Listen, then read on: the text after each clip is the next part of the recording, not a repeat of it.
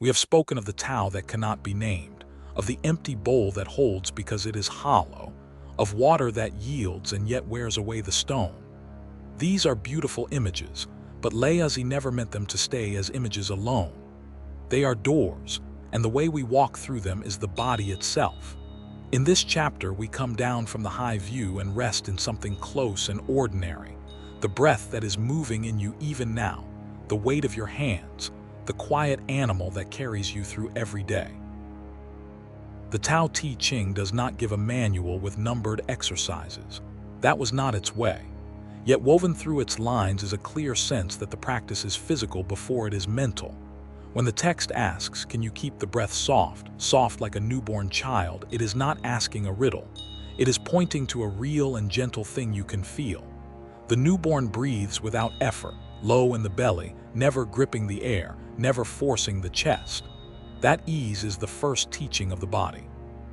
Most of us, by the time we are grown, breathe high and short, as if always a little afraid. To return to the low, slow breath is already to return toward the Tao. So we begin simply. Sit in a way that lets the spine be long without strain. Let the shoulders fall. Let the jaw unclench, for we hold a surprising amount of holding there. Now do nothing to the breath at all. This is the part that confuses the eager. We are not trying to breathe deeply or count to any number. We are only watching the way you might watch a slow river without wishing it to flow faster. The air comes in. The air goes out. There is a small pause at the bottom, like the stillness of the empty valley, and the breath returns on its own, uncalled, generous. You did not ask for the next breath, and yet here it is. This is Wu Wei made flesh, the action that happens of itself when we stop interfering. As you settle, the attention naturally drops. We speak of the lower belly, a few fingers below the navel, the place the old Chinese teachers called the field of cinnabar, the quiet center of the body. You need not believe anything mystical about it. Simply let your awareness sink there, as warm water finds the lowest place. When attention lives in the head, we are all thought and worry, busy as a market. When attention rests in the belly, the mind grows still by itself, the way muddy water clears when you stop stirring it and let it sit. Laozi says, "Empty the mind and fill the belly." People have argued over those words, but the body knows the meaning. A racing, overfull mind and a tense, hungry, gripping center go together. Soften the center, breathe into it, and the mind has less to feed on. The thoughts do not vanish, but they lose their urgency. They drift past like clouds that no longer need your help to move. Throughout the day, the same practice continues without a cushion. Notice when the breath climbs into the chest, when the hands clench the wheel or the phone, when the shoulders rise toward the ears. These are the small alarms of a self that has forgotten the Tao. You do not scold yourself. You simply let the breath fall again, let the shoulders drop, let the grip ease.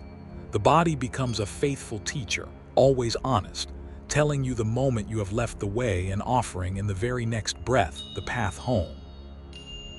There is a deeper movement here too, and it asks for patience. As the breath grows quiet and the attention grows soft, the hard outline of the self begins to loosen. We usually feel ourselves as something locked behind the eyes, looking out at a separate world. But sit long enough in the low, slow breath, and the boundary thins. Where does the breath end and the air begin? Where does the warmth of your hands stop and the room start? The body, watched gently, stops feeling like a fortress and starts feeling like a current, part of the great breathing of all things. This is the embracing of the Uno that the text praises, not an idea you believe, but a softening you allow. And here is the thread that holds this whole chapter together. The Tao is not reached by climbing away from the body into some pure thought.